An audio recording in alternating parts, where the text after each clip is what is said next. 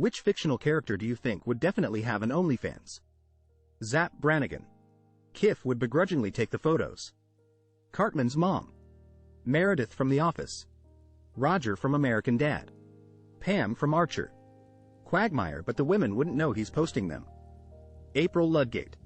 It wouldn't be sexual in nature, but you could pay to watch her do some really weird stuff. Johnny Bravo. Mad Moxie from Borderlands.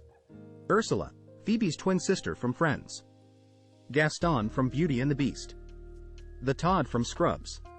Deadpool. Jean Ralphio. The character cat that Ariana Grande played on Victorious, I can even hear it. Tori or Jade would say, "Why don't you have an OnlyFans, or whatever cutesy name if you give it?" She'd answer, "Why not? I just take pictures of my feet, and they send me money." Harley Quinn. What is the most unexpected thing you've seen live on TV? A plane flying into a New York skyscraper. The Space Shuttle Challenger exploding into the Florida sky. I can't find a clip of it anywhere, but it was Thanksgiving morning in Los Angeles, and a news team went to surprise a family in need with a full Thanksgiving dinner. They showed up to the house, and I really think they went to the wrong place. The person at the door looked confused by the name the reporter was giving them, but they were live. And I'm sure the reporter was freaking out, so she shoved her way into the home with the camera crew and a bunch of people with food. They're all standing in the living room, and the reporter is telling this bewildered woman about what food they brought. Then the woman takes a picture off the mantle and starts crying, telling the reporter her baby died. The reporter was trying to turn the conversation back to the surprise dinner, but the woman only wanted to talk and show pictures of her dead baby. It was the cringiest thing I've ever seen on live TV. I was watching football, soccer, a few years ago, and the referee stopped play for a foul. The slow-mo play showed the fouling player grab the other player's shorts as he stepped across him and used them to try to stop his momentum. The shorts stretched a long way, exposing his anus, which then proceeded to flap around in slow-mo for about 5 seconds, whilst the commentators pretended it wasn't happening. The reporter standing at a 45-degree angle, holding onto the street sign for dear life in a rainstorm as he was reporting, and the two dudes casually walking past, not leaning whatsoever and without difficulty. The O.J. Simpson Bronco chase. They interrupted the NBA playoffs to show it live instead of the game. It was surreal. When I was a kid, I was watching the evening news.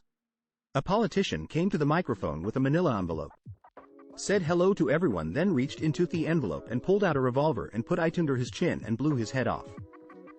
On live TV. I was there when Kanye West said on a live charity event that George Bush didn't like black people. Mike Myers was speechless. Edit to say, now that I think about it, I was there when he interrupted Taylor Swift, too. I had the same look on my face as I did during the George Bush incident. I wasn't able to sleep one night, so I flipped on the television, just in time to see the 2011 tsunami make landfall in Japan. I was not expecting that. 9/11 second, and the Challenger breaking apart third, although I was able to see that from our patio. Went back inside for the details. A Formula One driver hitting a wall at Imola and attempts being made to resuscitate him on the track. They weren't successful. Roland Ratzenberger died during qualifying, and things continued to get out of control as crew, drivers and spectators were injured over the weekend, and Ayrton Senna died during the race. Motor racing is obviously not 100% safe, but the number of incidents and 2 fatalities over the course of a single event was astonishing. I truly was like the track was cursed. Okay, so in Southern California we love our high-speed pursuits. They're regularly crazy, and every news program will switch from whatever they were going to talk about to the pursuit. It's fantastic entertainment. But sometime in the 90s, some guy being chased by the cops stopped on a freeway overpass. He got out of his car and had a shotgun in his hands. Headed and aimed it at the cops, so they just set up a perimeter, and every news station waited and watched, zoomed in closely, for what was sure to be spectacular conclusion. The guy suddenly aimed at his own face and fired, right on live TV. I heard the eye in the sky, screaming, "Pull back! Pull back!" at the cameraman. Once the shotgun guy started to aim, but they were not quick enough. Everyone got to see this guy's red mist live. Everyone at school was talking about it the next day. Pretty sure a whole lot of new live news rules we put in place after that. What's unusual about your body? I was born with 1 kidney. But my 1 kidney is the size of 2 combined. So I have 1 super kidney. My hair started losing its color when I was 10 years old. I used to be brunette. My hair has been completely silver and white since my 20s. The only compliment I've had on my looks was that I have unusually attractive knees. When I was born, none of my organs were in the places they should be. Had 5 surgeries after birth to get everything moved around and put to right places. Luckily, no issues since. 2 of my toes on each foot are webbed halfway. The index and middle toe, each side. Nothing else. I can't swim any faster, which I personally think I sull shit. I have a rare condition in which my large intestine is smashed over to one side of my torso and my small intestines are smashed over to the other side. The only reason we discovered it is that one day, they decided to physically switch places, causing extreme pain. They have switched places a total of 4 times in my life. It's really painful and kinda gross hearing your goopy bits flop around inside of you. One of my alls hangs lower than the other 2. Well, I am an achondroplastic dwarf, so let's see. I'm 4 feet 0 inches tall at 29 years old, male. I have disproportionately short limbs compared to me torso. I can barely put my hands in my trouser pockets because they are so short. I also need to get all my trousers cropped. 3/4 length trousers can also work as full length for me. I have what is called trident hand configuration. Basically my hands naturally split into the Vulcan hand sign, like 3 prongs. It's a common way to identify achondroplasia in the womb and how I was diagnosed. I did have bowed legs. I needed to have my legs broken and straightened when I was a kid. That was fun. Can't fully straighten my arms. Even when fully extended, they are slightly bent. Also can't raise them much beyond my shoulder. Super handy when you're 4 feet tall and everything is out of reach. Absolutely stellar. I have monolids despite being a white AF Scottish guy in a family with no monolids. That and frontal bossing and a depressed nasal bridge is the package. Dwarf face. Deal when it comes to achondroplasia. Guarantees that you'll always get random strangers approaching you going, "Aren't you that guy from Time Bandits?" Despite the fact that you were born in 1994. There's more stuff, but I could be here all day. Edit. Just to be clear, these are all symptoms of my dwarfism. It's not like I've been super unlucky and got a bunch of unrelated conditions.